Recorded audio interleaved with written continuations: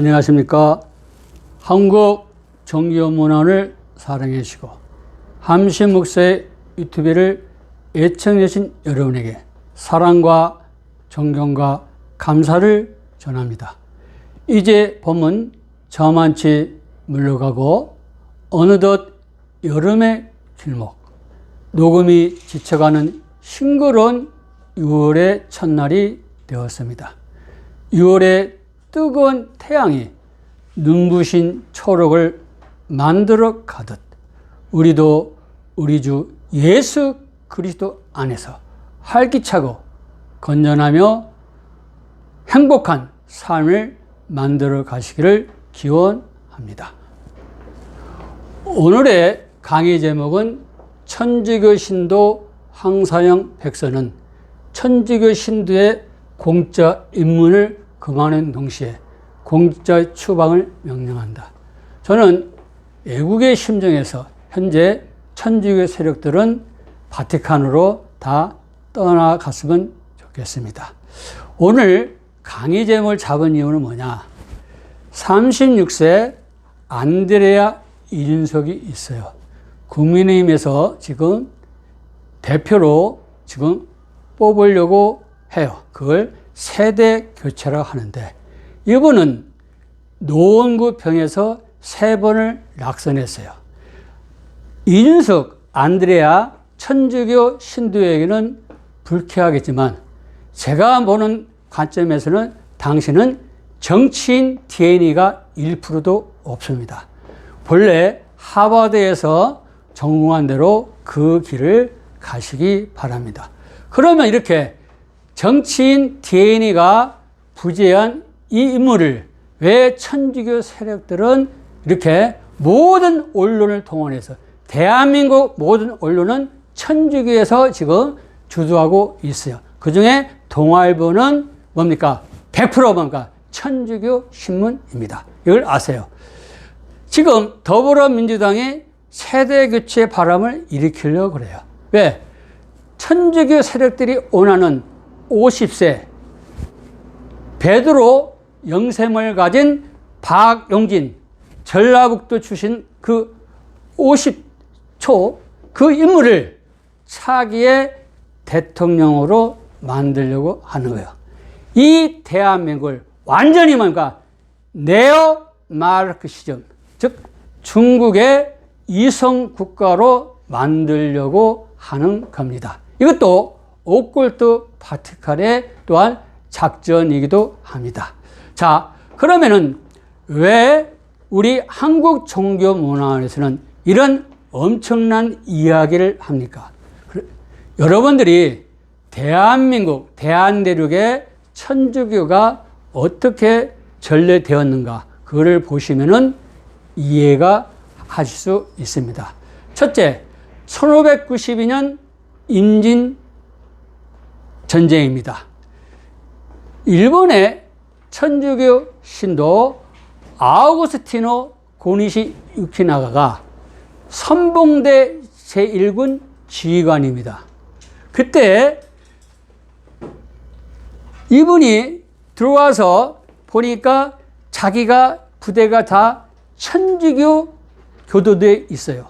그러면 미사를 드려야 되지 않습니까? 그리고 고회 성사가 있어야 되지 않습니까? 그래서 스페인 출신 그레고리오 데 세스피데스를 1593년 12월 말에 초청을 합니다. 이분이 경남 진해시 웅천 예성에서 지나면서 일본 천주교들에게 미사를 베풀고 그리고 고해 성사를 하면서 자기의 임무를 하고 훗날에는 우리 조선에서 포로들이 많이 잡혀가지 않습니까? 그 조선인 포로들을 천주교도 하는데 최선을 다해. 그러나 문헌상으로는 대한민국에서 그 당시 조선에서 그 천주교 사역을 한 기록은 없어요. 그런데 바로 진해시와 천주교 교들이 웅천 그 외성을 지금 이화 작업을 하고 있는 거예요. 기념관으로. 이건 있을 수가 없어요. 매국노들입니다. 두 번째, 천주교는 우리가 중고등학교 때 지봉 이수광의 백관사전이 있다. 그걸 지봉유서이라고 합니다.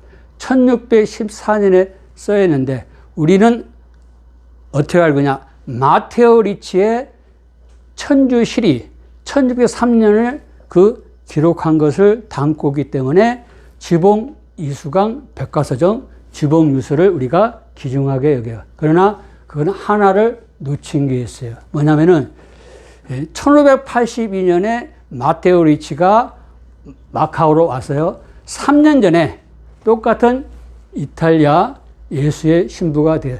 1579년 미켈라 루지에리가 마카오로 와요. 그 당시에 미켈라 루지에리 이 예수의 선교사는 일본에서는 승려들이 이렇게 존중을 받고 있기 때문에 자기도 머리를 밀고 승려복을 입고 중국 청나라에 왔어요. 그런데 중국 청나라에서 대접을 받지를 못해. 그건 알지를 못한 거예요. 그런 차원에서 나온 책이 천주실록입니다. 1584년에요. 지금 왜 말씀을 드리냐? 제지 애댑테이셔니즘, 예수의 적응주의가 잘못됐다. 우리 기독교는 성경이 진리입니다. 그리고 나머지는 진리가 있어도 상대적 진리요. 그걸 우리가 콘텍스트라고 그래요. 그러면은 텍스트, 성경을 가지고 우리 삶의 모습, 관습, 문화, 풍습 등등을 수정을 하고 성경 말씀에 입각해서 살아가요. 그게 보편적인 기독교인이 되겠습니다. 그러나 천주교는 거꾸로예요. 이 세상적인 상대적인 진리를 가지고 절대 진리, 성경을 변형시키는 거예요. 지금 들어와서 보니까 잘못된 인포메이션이에요. 그래서 불교 입장에서 쓴 글이 뭐예요? 그게 천주실록이에요. 그리고 1582년에 마테오 리치가 와서 보니까 뭐예요? 지금 미켈라 루지에리가 잘못 행동하고 있어요. 그렇죠? 머리를 밀고 승려복을 입고 있어요. 그래서 그때 깨닫는 거예요. 이렇게 하면 안 된다. 그리고 수많은 중국, 그죠? 유생들의 권고에 의해서 옷을 유학, 성리학 식으로 다 갈아입어요. 그리고 사상을 바꾸는 거예요. 그게 태어난 것이 뭐예요? 천주실이에요. 1603년. 천주실록하고 천주실이는 하나는 불교 입장, 하나는 유교 성리학 입장에서 쓴 거예요. 그리고 마테오 리치는 뭐예요? 보유 역불이다. 유교를 보호하고 도교, 불교를 비판하는 거예요. 그러면은 천주실록하고 천주실이는 목적하는 것은 천주교 교리를 지금 그것을 정립하게 쓴 건데 내용이 뭐예요? 완전히 바꿔지는 거예요. 모순이지. 이게 예수의 선교의 한계가 되겠어요. 그래서 the true meaning of Lord of Heaven이 되겠어요. 그렇죠? 상제, 천주의 참된 의미. 그런데 미켈라 루지에리가 아주 성공한 게 있어요. 뭐냐면은 천주실록에서 천주라는 말을 만들어낸 거예요. 그렇죠? 상제님이 뭐냐? 그분이 천주다. 그래서 한자 문화권에서는 다 뭐요? 천주교라고 이야기해요. 지금 천주교에서는 우리 기독교하고를 형제로 생각하면서 우리를 개신교라고 기독교를 안에서 포함시키려고 하는데 잘못된 거예요. 우리는 기독교고 거기는 중국 청나라에서 문화에서 나온 누가 미켈레 루지에리가 만든 그 교회예요. 우리하고 틀립니다. 탄생 자체가 중국 청나라에서 나왔다. 이걸 아셔야 돼요. 우리는 뭡니까? 존 로스, 스코틀랜드 그 선교사가 뭐라고 나와요? 우리가 헤븐을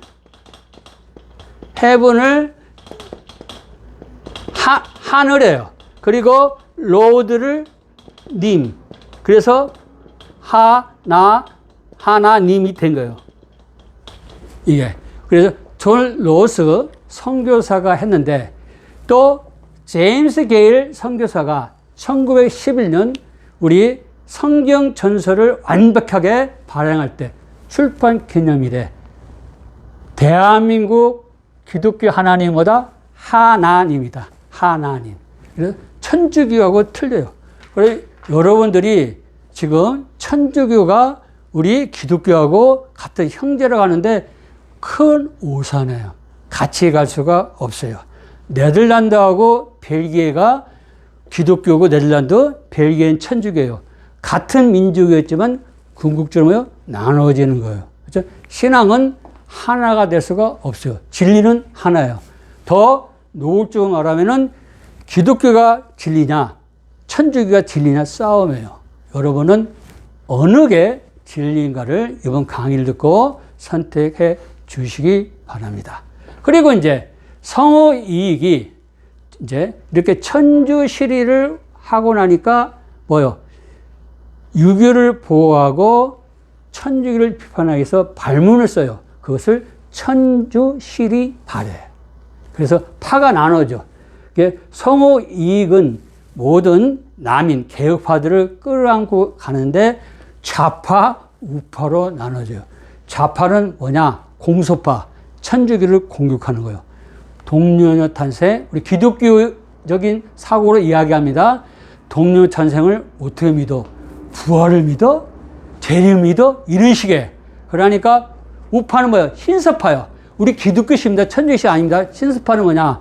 나는 예수님이 그리스도시고 성경이 하나님의 말씀이고 예수님이 부활 성천하시고 재림방을 믿어. 이렇게 공소파하고 신서파가 그게 남인계열에서 나오는 거예요. 이걸 아셔요.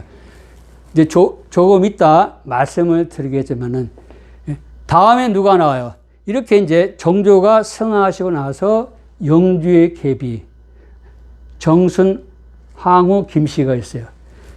영조가 이게 조선의 한계예요.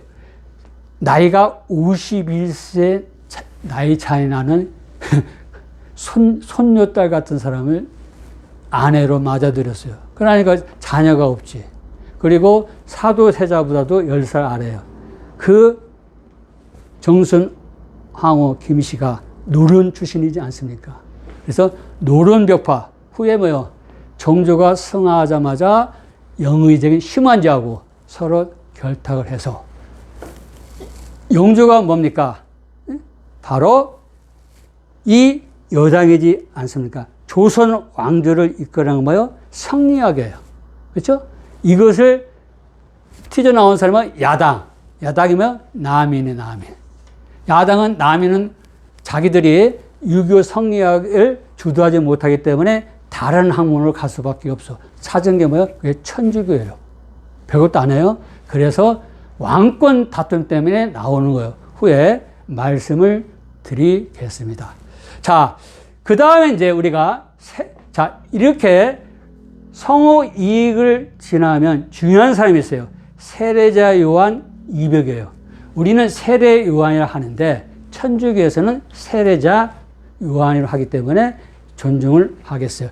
그래서 오늘 이것은 아주 중요해. 왜 그러냐? 우리가 볼 때 지금 천주교에서는 정약용 집안 전체를 천주교 믿었던 사람으로 만들려고 지금 난리 부르스를 치고 있지 않습니까? 그리고 또 정조가 남인들이 자기를 지지하기 때문에 또 여러 가지 입장을 생각해서 정학, 성리학이 올바르게 쓰고 실천하면 이단은 없어진다. 그러한 무균의 형태를 가니까 정조를 대왕으로 여겼어요. 저는 신학교 들어와서도 한참 후에 그걸 또 깨달았습니다. 바로 깨달은 안 해요, 솔직하게. 그래서 학교 시절에는 정약용 그리고 정조 대왕을 해가지고 역사 소설책을 많이 봤어요. 근데 정조 대왕이라 하는데 세종대왕보다 뛰어나지 않은데 세종대왕보다 뛰어나다가 나와. 그때 저는 그런 줄 알았어요. 예, 학문이 좀 짧았기 때문에요. 그러나 이제 신학 공부를 하고 세월이 가니까 뭐요? 천주교에서 역사 조작을 한 거예요. 그렇죠? 말하면 정조는 뭡니까? 평범한 왕이었어요. 자기 아버지 사도세자의 명예를 위해서, 그리고 자기 왕권을 위해서 한 거지 조선 백성과 조선을 위해서 일하지 않았고, 그리고 후계자 순조도 뭐요? 10대요, 10살. 어린아이를 남겨놓고 갈 정도로 아주 뭐요? 후계자도 이렇게 생각하지 못했어요. 바로 천주교를 용인했다고 정조를 대항으로 만든 세력 누구요? 그게 바로 천주교 세력이고, 정약용은 천주교는 아무런 관계가 없어. 이 집안에 이분이 있어요. 아우구스티노 정약종. 항상 천주교를 보면은 뭘 보냐면은 천주교는 영세명을 강조를 많이 해. 세례명. 근데 저 사람이 진짜로 천주교 신자냐면은 세례명을 가지고 있어야 돼. 근데 세례명이 없어. 마청도 그렇고 정약종도 그렇고 약용에는 없어요. 알겠습니까? 이걸 아셔야 돼요. 자, 이걸 왜 그러냐? 나주정씨예요. 이분은 정재원입니다. 집은 지금 경기도 남양주로 알고 있는데 원래 어디요? 전라도 나주정 아버지가. 그리고 첫째 부인은 뭐냐면은 의령 경남입니다. 경남김씨에 누가 따느냐? 남하덕의 딸인데 그 부인에서 정약현이 태어나요. 이게 이제 정약용의 배다른 형이 되겠어요. 이게 복잡해요. 이걸 이렇게 적어 놓은 게 좋아요. 이렇게 나와 있는 게 없어요. 우리의 한국종교원에서 최초로 만들어지는 거. 그때 누구냐? 이백 여동생이 부인해. 이게 이백이 뭐냐? 세례자 요한이야. 오늘 이 시간에 가장 중요한 인물이에요. 천주교에서 제가 만약에 지금 제가 추경이라면은 누구를 하겠어요? 모든 천주교 학자들에게 이백을 연구하라겠어요. 여기는 천주교는 솔직히 이백이 없으면은 천주교는 무너져요. 그 천주교 골수 분자가 여동생이 들어온 거예요. 이 사람은 끝까지 안 믿어. 그 태어난 딸이 뭐요? 장년대 어머니를 따라갈 수밖에 없지. 뭐요? 마리아. 그때 황사양이라는 유명한 인물이 들어오는데 순진한 소년이에요. 소년. 16살. 그 정도. 이 부인 때문에 뭐요? 천주교의 또 골수 분자가 돼요. 알렉시오라는 세례명을 받아요. 그래서 이 집안은 뭐냐? 타인, 이렇게, 그쵸? 부인이 들어와도 된 거지, 이게 원래부터 천주교 교도가 아니에요. 정약자는 뭐냐? 아주 냉철한, 그 생물학자예요. 나중에 그 말씀드리고. 정약용. 이 두 사람은 가장 또 친해. 이분들은 자녀들도 세례명도 없어요. 아무것도 없고. 누가 중요하냐? 이 집안은 이 사람 때문에 망한 거예요. 이 사람 때문에. 아우구스티노스입니다. 정약종. 몇째? 배다른 형제지만 첫째, 둘째, 셋째 때문에. 셋째, 정약종 이분이 완전히 뭐요? 천주교에 몰입해요. 나중에는 우리로 말하면 이제 평신도 해장까지 지나는 열렬한 천주교 뭐요? 저겁니다. 지지자예요. 나중 후에 말씀을 드리겠어요, 이건.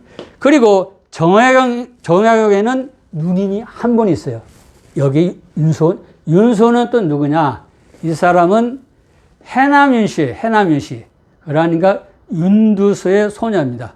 윤두서를 보면 여러분들이 역사책을 보면은 이 초상화가 나와, 윤두서. 그 그림하고 정약용 선생님하고 얼굴이 비슷해요. 그래서 고산 윤선도의 5대 손녀가 누구예요? 바로 윤소녀. 나주정씨 해남 윤씨예요. 전라도 사람들이 정약용을 그렇게 좋아하는 거예요. 저도 이거 한참 후에 깨달았어요. 이렇게 하도 복잡해서 이거 없이 책을 읽어왔는데 훗날에 신학 공부를 하면서 정리를 할 때 이걸 제가 발견한 거예요. 아, 내가 길을 잘못 들어왔구나. 바로 이 사람들은 집은 이렇게 남양주에 살고 있지만은 본척이 뭐예요? 호남이에요, 호남. 그래서 호남 사람들이 특히 천주교 신자들이 정약용이를 천주교 신자다 이렇게 만들려고요. 역사주자, 문서주자 난이 난 겁니다. 안 만들었어요. 그 다음에 셋째 부인인데, 그죠? 정재원, 셋째 부인인데 정약용이가 이 소모를 이렇게 종용해요. 나이 차이가 얼마 안 나. 그리고 약행이가 아들 하나고 3년대 정약행이가 아들 같아. 나이 차이가 많이 나요. 끝까지 형으로서 동생이 잘 되도록 도와줘요. 그런 또 뜨거운 사랑이 있어요. 그래서 오늘 왜 이렇게 적어놨느냐. 이벽을 이야기하기 위해서 적어놓은 겁니다. 네. 자, 세례자 이벽은 뭡니까? 저는 오콜트 바티칸이나 천주교의 책은 잘 믿지 않아요. 다 조작된 거예요. 그럼에도 거기에 보면 키가 뭐요? 8척이다. 2m래, 2m. 아마 서양 사람도 그런 사람 별로 없어요. 뻥이죠? 넘어갑시다.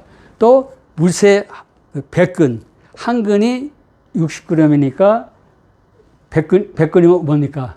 60kg이에요. 그렇죠? 60kg을 든대. 그래서 그 정도로 문물을 겸비한 집안이고, 이때 이벽 시대 때는 물을 추구했지만은 선조들은 문을 추구했어요. 가장 중요한 인물이 뭐냐? 6대조 무감 이경성이에요. 이것은 일반 역사책은 안 나오는데 천주교에서 그렇게 밝혀놨어요. 그러니까 100% 믿으면 안 됩니다. 그냥 그럴 것이다. 이렇게 통과를 하면 되겠어요. 1636년 병자호란이 일어났습니다. 그때 소현세자가 지금 말하면 랴오닝성, 연흥성의 성도 심양, 선양입니다. 펑텐 봉천에 뭐요? 지금 불모로 잡혀가지 않습니까? 거기에서 독일 예수의 요한 아담 샬 폰베를 만나서, 물론 천주교 교리에 관해서도 듣지만은 뭐에 관해서 듣습니까? 바로 천문학. 이 예수회가 하나 배울 게 뭐냐면은 그 나라를 들어갈 때는 꼭 천주교 교리를 전하는 게 아니라 과학을 가지고 들어가. 천문학을 가지고 들어가. 그러니까 또 예술, 음악, 미술을 가지고 들어가. 청나라에 없는 것을 가지고 들어가서 일단 마음을 사고, 그리고 나서 천주교 교리를 전해요. 이건 우리가 배울만 합니다. 바로 그 얘기. 그때 이제 만났을 때 많은 걸 들어요. 천주교 교리 가는 것도 듣고, 과학도 듣고, 그러한 책들을 가지고 와서, 어디요? 바로 세례자 요한 그 집에 그런 책들이 있다. 이렇게 천주교에서는 그렇게 글이 나와요. 난 잘 모르겠어요. 이렇게. 그리고 나서 이렇게 세례자 요한은 지금으로 하면 스포츠광이고 학문도 뛰어나고 얼굴도 잘생겼어요.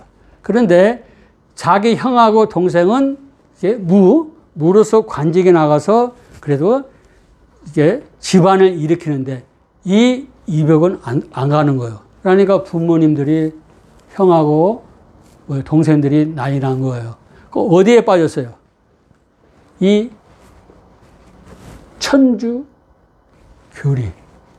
여기 푹 빠지는. 그래서 1779년에 경기도 강주요 천지남 강학회를 결성하는 거예요.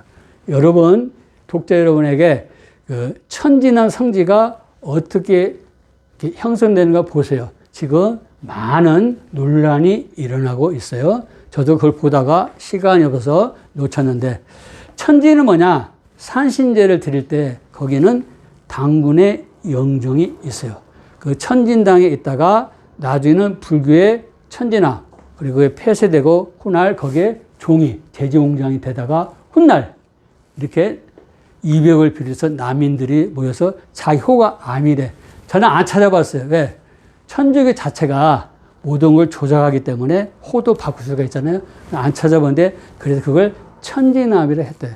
왜 천진암 말씀드리냐? 1993년 9월 21일 바티칸에서 천진암 성지는 한국 천주교의 탄생이다 이렇게 얘기했어요. 누가? 이벽. 이 사람은 어떤 천주교 사제한테 배운 것도 없고 독학으로 깨우친 거예요. 그러면서 어디 집안이 정약현이죠? 예? 자기 누이 동생 남편이지 않습니까? 이 집을 방문하면서 누구? 정약전이, 약용이, 또 누구요? 정약종. 얼마나 똑똑합니까? 10대들. 그 10대들을 잘 구슬려가지고 경기도 광주 천지함으로 데려오는 거예요. 17, 19, 21살짜리인데. 그때 그 학문을 펼쳤다 해가지고 잘 들어보세요. 훗날 이제 말씀드리겠는데 바로 천주교는 이렇게 정약용이를 완전히 천주교 신자를 만들려고 그걸 뭐라고 해서요? 한국 천주교의 탄생지라고 역사만 조작을 하는 거예요. 안 믿었어요. 왜 그러냐? 훗날에 아우구스티누스 정약종 이게 죽어요. 아내하고 딸이 와 어디로? 정약용 이분 집이 경기도 남양주에 와. 아주 쌀쌀맞게. 네. 잘못하면 집안 전체가 또 날아가잖아요. 그러니까 천주교를 못 믿게 하고 네? 서로 갈등이 엄청납니다. 그건 여러분이 시간상 통과하니까 여러분이 찾아보시기 바랍니다. 바로 이렇게 강학하고 그 다음에 중요한 게 뭐냐? 1783년에 베이징 북경 사절단을 보내요. 보낼 때 사절단이 3명의 사신이 있어요. 정사가 있고 부사가 있고 서장관인데 그때 서장관은 뭐냐? 기록관을 역할을 하는 거예요. 그래서 청나라에 가서 황제를 만나서 그걸 기록하면 가져와서 조선 왕에게 제가를 받으면 그걸 승정원, 지금은 어디요? 비서실로 보내면은 그게 운으로 남아요. 대단한 사람이에요. 그러면서 또 뭐냐? 군기 담당해. 거기 같이 가는 사람들의 물품, 사람을 다 점검하는 거예요. 그러니까 대단하지 않습니까? 그 서장관이에요. 그게 누구예요? 이순 아버지요. 이 사람이 베드로. 그 다음에 중요한 게 뭐예요? 이제 베드로에게, 이제 이 베드로 하는 게. 이 베드로가 정약용 누나하고 결혼하는 거예요. 그러니까 천주교에서는 정약용을 꼭 집으려고 그래. 그래서 그게 그 천주교 발생지가, 탄생지가 나오는 거예요. 천지남이. 이렇게. 그때 이제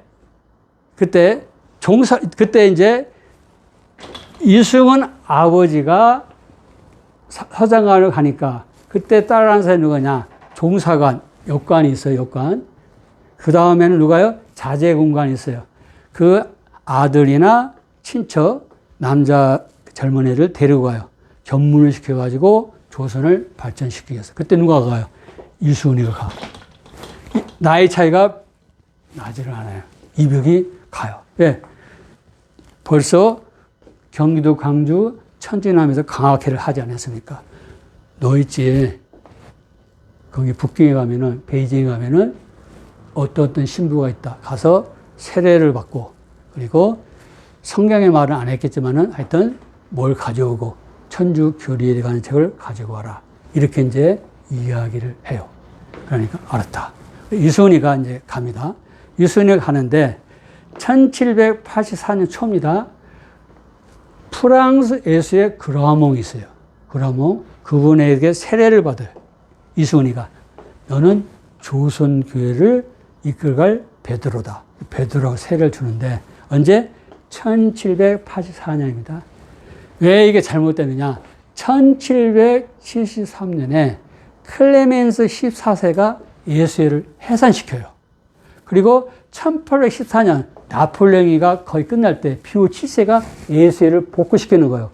그러니까 1784년에 예수회를 해산해서 클레멘스 14세가 예수회 활동하지 말아라. 천주교는 오컬트 바티칸 교주가 말하면 뭐예요? 그게 하나님의 말씀이잖아요. 그러니까 자기의 사제 기능을 잃었어요, 안 잃었어요?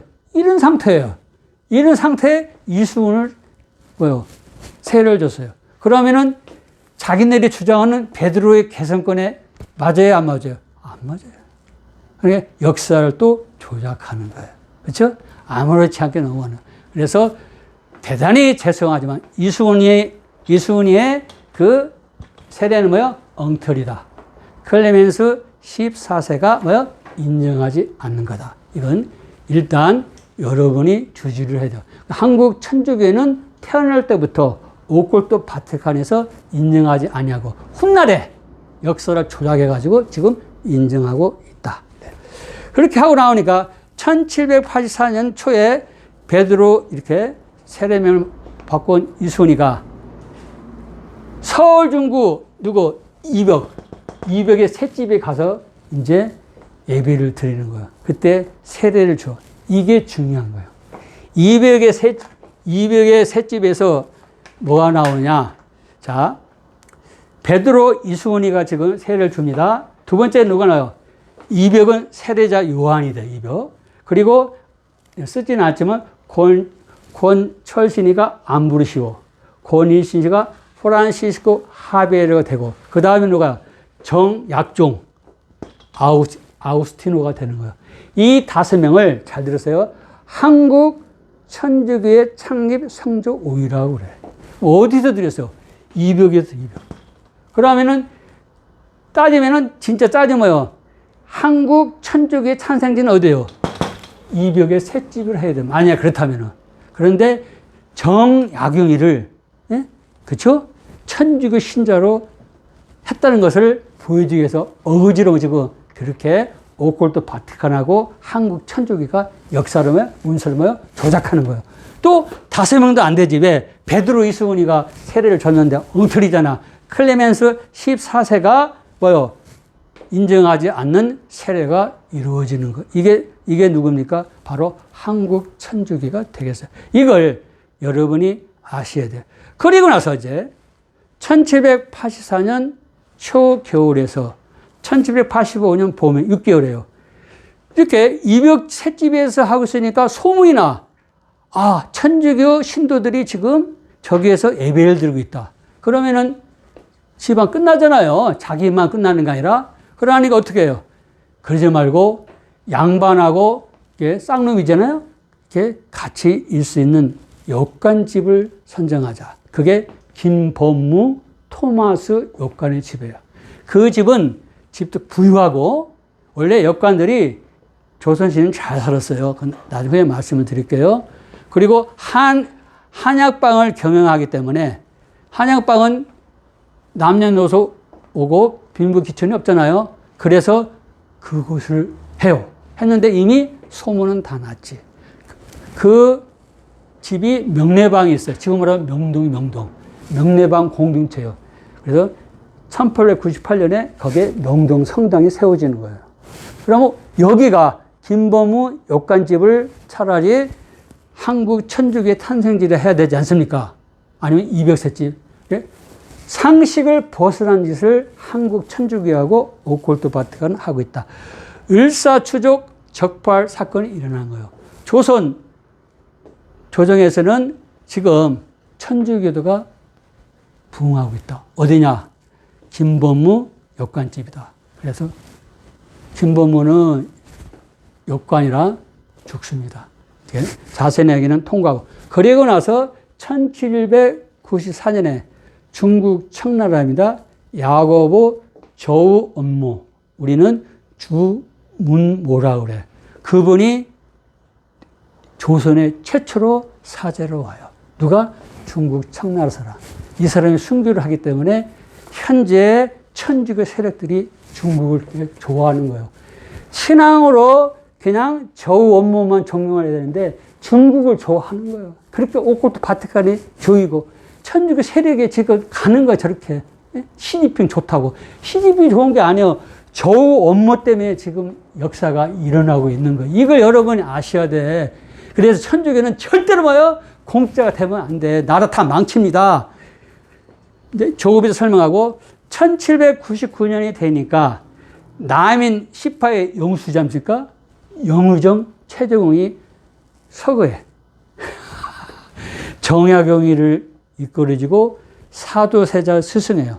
뭐요? 조선은 영조하고 누가 싸우는 거예요? 정조, 사도세자하고 싸우는 거예요. 그렇죠? 바로 그게 사도세자하고 정조를 찬성하면 10파가 되는 거예요. 10파. 그러니까 뭐 벽파는 뭐예요? 영조. 이 싸움이 일어나는 거예요. 그리고 1800년에 정조가 돌아가죠. 그러니까 뭐예요? 1801년에 신유박해가 일어나는 거예요. 왜 그래요?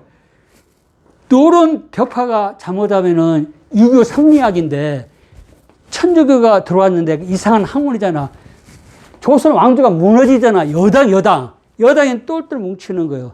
그래서 영주의 계비, 이게 정선왕후 김씨인데 나이 차이가 51세입니다. 그래서 사도세자보다도 10살 아래고, 이게 이제 조선의 한계예요. 좀 통과하겠어요. 그리고 노론 벽파 심한지를 정조가 서가자마자 바로 영의정을 세운 거예요. 그래서 이분들이 바로 이 천주교 세력들을 잡아끌어요. 왜? 조선 왕조가 무너지니까. 유교 성리학이 무너지니까. 우리 기독교는 뭐요? 박수 쳐야지. 천주교는 뭐요? 이것은 진짜 기독교가 아닙니다. 이걸 여러분이 아셔야 되겠어요. 자, 그러면은 오늘 중요한 게 뭐냐? 항사형 이 백서입니다. 이걸 여러분에게 말씀을 드리려고 하는 거예요. 항사형은 뭐냐?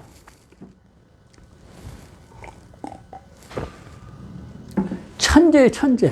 1775년에 태어나서 1801년, 26년을 살다 간 사람인데, 15세 때 1790년에 진사시 급제가 되는데, 정조가 그 15세 소년의 손목을 잡고 내가 20세가 되거든 나를 만나러 오너라.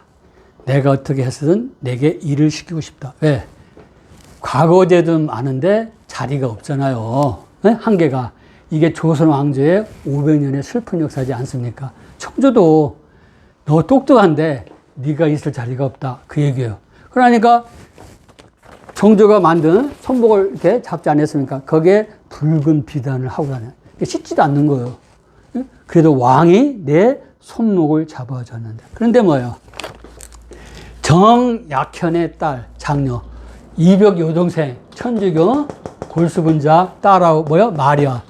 그러니 어디로 넘어가? 황상희가 천주교로 가는 거예요. 왜 이제 천주교냐냐? 아우구스티노 정약종에 보니까 이 황사형이 자기 집안에 들어왔잖아요. 똑똑하잖아. 그러니까 완전히 천주교 교도로 만드는 거예요. 교리부터 시작해가지고 이수훈을 막 책 갖다 주고 완벽한 뭐요? 뛰어난 뭐요? 천주교도가 되는 거예요. 누가? 또 명도 회장의 이 사람, 명도 회장, 지금 말하면 평신도 회장이 되겠어요. 그러다가 이제 1794년에 누가 왔다 그랬어요? 중국 청나라 야고보, 조원모, 문모 그 사제가 와요. 오니까 모든 조선인들이 중국 청나라 그 조원모 그분에게 협력을 다하는 거예요. 그러니까 현재 이 한국 천주교가 중국에 대해서 열광을 하는 거예요. 누구 때문에? 조원무. 이 사람이 신유박해 때 돌아가셔요. 신유박해 때. 그러니까 이제 다 이렇게 자, 중국 청나라에서 야고보, 조원무 들어오니까 천주교가 드세니까 유교 성리학이 무너지면은 조선이 무너지는 거예요. 그러니까 왕조는 난리 나서. 그래서 정조가 돌아가시자마자 1801년 신유박해가 일어나는 거예요. 아까 말씀드려도 누구하고? 영조계비 정선왕후 김씨하고 누른벽파 심한지가 뭐예요? 남인 18을 다 죽여버려. 특히 뭐예요? 천주교들을 없애버리는 거예요. 그게 신유박해라고 이야기합니다. 그때 이 항상이가 수염을 갖고 상복을 입고 충북 제천의 배론 옹기 가마골의 토굴에 들어가서 살아요. 그때 이제 가로 62cm, 세로 38cm, 먹글씨로 한 줄에 110자씩 120일에 13,311자를 쓰는 거예요. 그래서 백서는 뭐냐? 비단백자예요. 글써.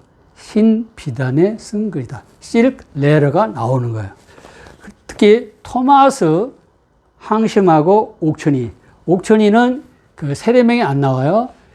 책을 보면 옥천이가 배반했다는 내용도 있고 그렇지 않다고 나오는데 여간 1801년 10월 베이징 북경이죠. 동지사 일행에 두 분이 너희들이 가서 중국 베이징.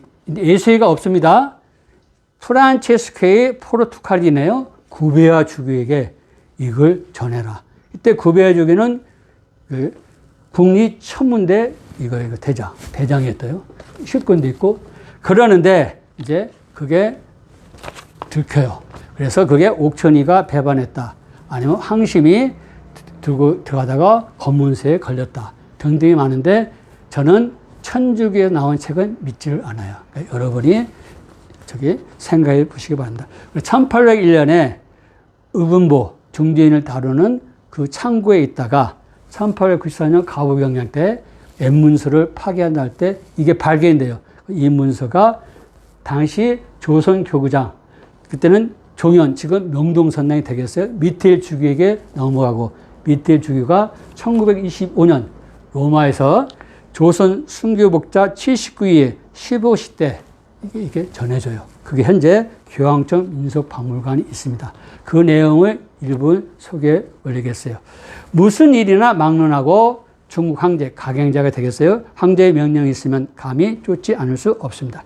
이러한 때를 타서 주께서 황제에게 서한을 보내시오.